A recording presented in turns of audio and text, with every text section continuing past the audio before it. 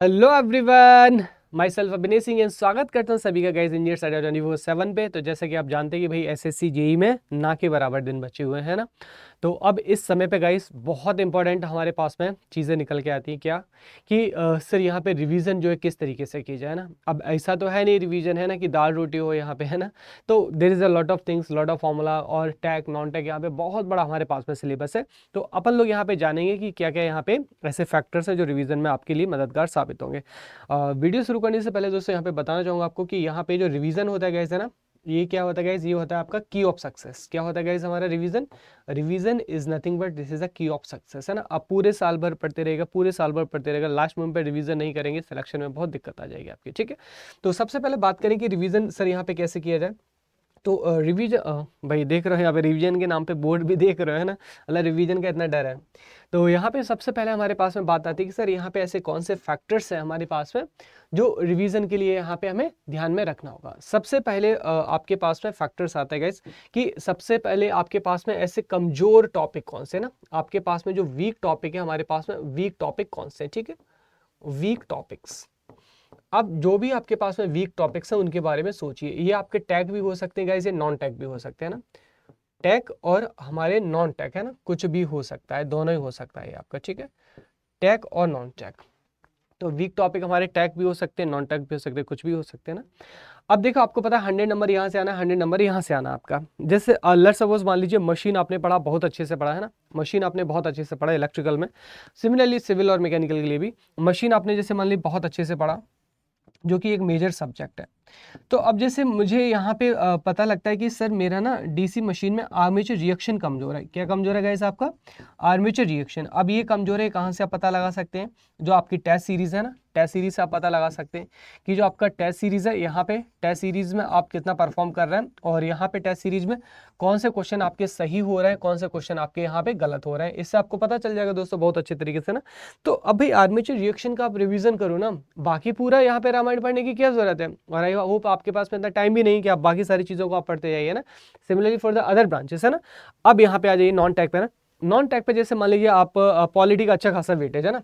आप पॉलिटी में जैसे मान लीजिए आपको गाइस क्या नहीं आता यहाँ पे, मान लीजिए आपने राष्ट्रपति के बारे में पढ़ना भूल गए है ना, प्रेसिडेंट के बारे में आप पढ़ना भूल गए आप यहाँ पे प्रेसिडेंट के बारे में। तो अब जब यहाँ पे जैसे मान लीजिए अगर आपका कोई जैसे फंडामेंटल राइट्स अगर अच्छा है, तो उसके बारे में क्यों पढ़ रहे हैं भाई? जो कमजोर है ना उसके बारे में पढ़ो कि यहाँ से हमारे पास में ये क्वेश्चंस गलत हो रहा है, मान ली आर्टिकल रिलेटेड क्वेश्चन गलत हो रहा है, तो आर्टिकल को रिवाइज करो ना, दूसरी चीज़ों पे क्यों जा रहा है। तो यहाँ पे रिवीजन आपको किसका करना है भाई? जो चीज़ आपको अच्छी लगे। जब जैसे मान लीजिए अगर आपको फीवर आए तो पैरासीटामॉल दी जाएगी ना, पेट में दर्द होने की दवा तो नहीं दी जाएगी ना। तो यहाँ पे सही डायरेक्शन में हमारी मेहनत जाए, ये बहुत इंपॉर्टेंट होता है दोस्तों, ठीक है ना। अब सेकंडली देखिए यहाँ पे कि ऑल फॉर्मूलाज एंड कॉन्सेप्ट, इसको किस तरीके से यहाँ पे रिवाइज करें। तो देखो दोस्तों यहाँ पे ना सारी चीज़ों को यहाँ पे बांट लेते हैं। तो हमारे पास में दो तरीके की चीज़ें हो जाएंगी, एक हो जाएगी आपके पास में थ्योरी और दूसरे हो गए हमारे पास में फॉर्मूलाज, है ना। अब देखो जो यहाँ पे थ्योरीज है, तो थ्योरी हमारे पास में बहुत ज़्यादा है, तो पूरा थ्योरी पढ़ने की जरूरत नहीं है हमें। यहाँ पे कौन सा पढ़ना है आपको? Selected topic, selected topic. और ये अब तक आप भली भांति तरीके से जान चुके होंगे कि आपका कौन सा वीक है और कौन सा हमारा स्ट्रॉन्ग है आपका, ठीक है। तो थ्योरी ये आप इस तरीके से करेंगे, ठीक है। अब फॉर्मूला का रिवीजन कैसे करेंगे? देखो फॉर्मूला का सबसे इंपॉर्टेंट रिवीज आपका यहाँ पे पार्ट होता है दोस्तों कि आप ना यहाँ पे ना जो कुछ भी है ना राइट कीजिएगा ना। आप जो कुछ भी यहाँ पे फॉर्मूले लिखते जाइएगा ना, फॉर्मूले लिखते जाइएगा। जैसे मान लीजिए यहाँ पे आपने पढ़ा कि सर कोरोना लॉसेस का फॉर्मूला मैंने पढ़ा, तो यहाँ पे पीसी क्या होता है आपका F+25 होता है, कोरे कागज पे लिखते जाइएगा इसका, है ना।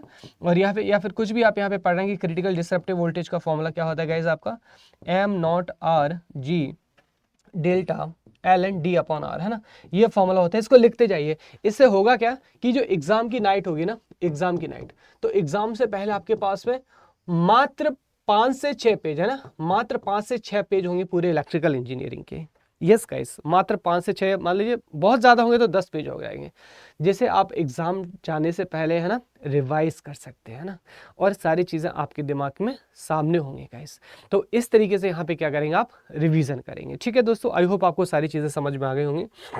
बाकी यहाँ पे देखिए गाइस अड्डा 24/7 पे जैसे कि आप जानते हैं ना, मेरी जो क्लासेस है शाम के 6 बजे होती है, स्पेशल किसके लिए, एसएससी जेई के लिए यहाँ पे। और यहाँ पे अभी मैं जो मैराथन सेशन है ये ले रहा हूँ, जिसमें आपका कंप्लीट जो इलेक्ट्रिकल इंजीनियरिंग है इसका मैं रिवीजन करा रहा हूँ किसके थ्रू, और यहाँ पे जो रिवीजन मैं करा रहा हूँ किसके थ्रू करा रहा हूँ गाइस, आपके क्वेश्चंस के थ्रू यहाँ पे रिवीजन करा रहा हूँ। और ये रिवीजन का सबसे बेस्ट मेथड होता है गाइस, ठीक है। सो आई होप गाइस बहुत अच्छे से आप लोग यहाँ पे प्रिपरेशन कर रहे होंगे। तो इस बार एसएससी जेई पार और अपनी जो तैयारी है गाइस इसमें भरोसा रखिएगा, और इस बार फोड़कर आना है और एक नौकरी लेकर आना है। बहुत सारे स्टूडेंट ऐसे होंगे जिन्हें इस समय यहाँ पे डिमोटिवेशन लग रहा हो, सर दे के ना दे, आपने कुछ अच्छा किया है इसीलिए आपको डर लग रहा है, मतलब वो वाला डर नहीं, आपने कुछ अच्छा किया मतलब पढ़ाई की आपने, है ना, तो लाजमी सी बात है थोड़ा सा भयभीत होना, नर्वसनेस आना, है ना। लेकिन आप यहाँ पे अपनी जो तैयारी है उस पर रिलाई कीजिए, उस पर कॉन्फिडेंस दिखाइए कि yes you are the best. बस सारी जो डर है ना, डर अपने रास्ते निकल जाएगा, और उसको अच्छे से आराम से एग्जाम में इम्प्लाई कीजिएगा, एंड ट्रस्ट मी गाइस आपका एग्जाम पहुंच जाएगा, ठीक है। तो इस बार एसएससी जेई पार, and wish you all the best guys, bye bye.